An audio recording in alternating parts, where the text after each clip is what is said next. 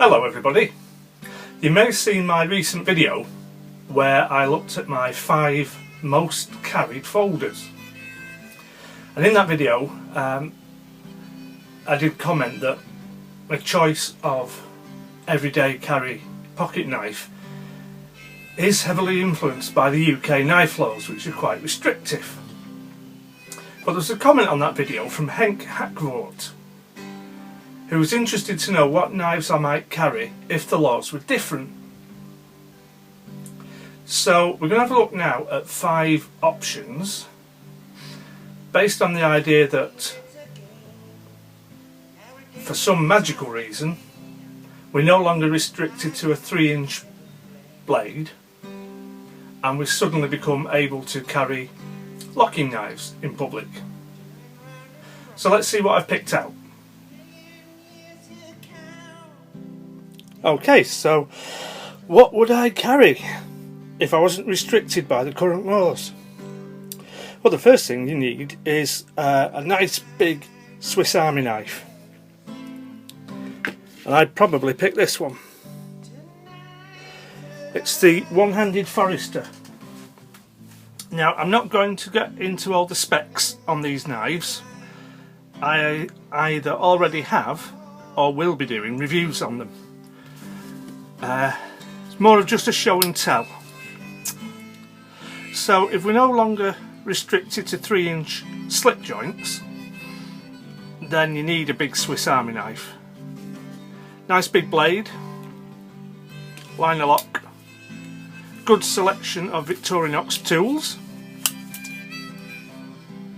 That's got to be a definite.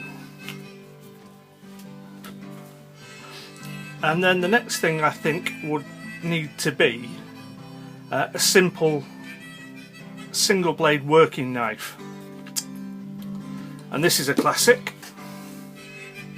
Let's see if we can get rid of that. That's a bit better with the lighting, I think. Book 110. This is the 50-year anniversary edition. Lock back, brass bolsters, brass liner, hollow ground blade, very pointy.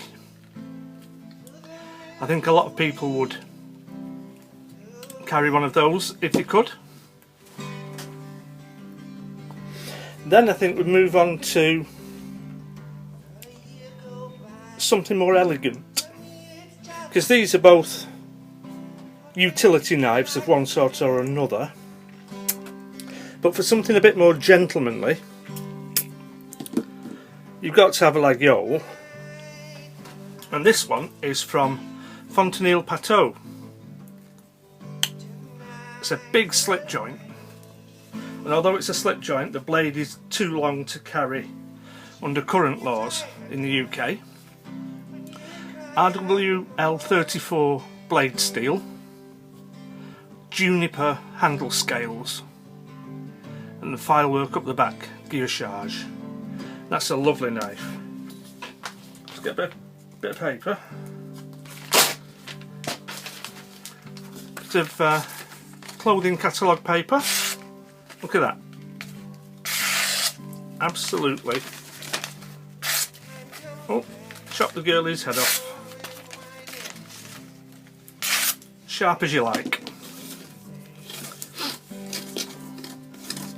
Can take a bit of sharpening because it's 62 Rockwell, but once you've got it sharp,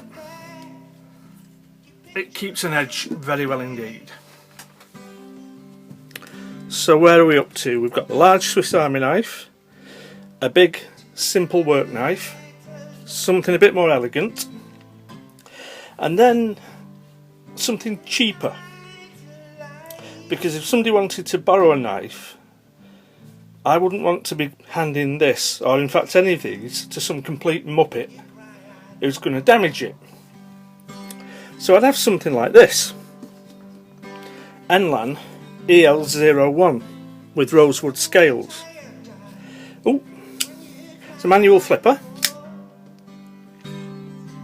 It's got HCR13 MOV blade steel.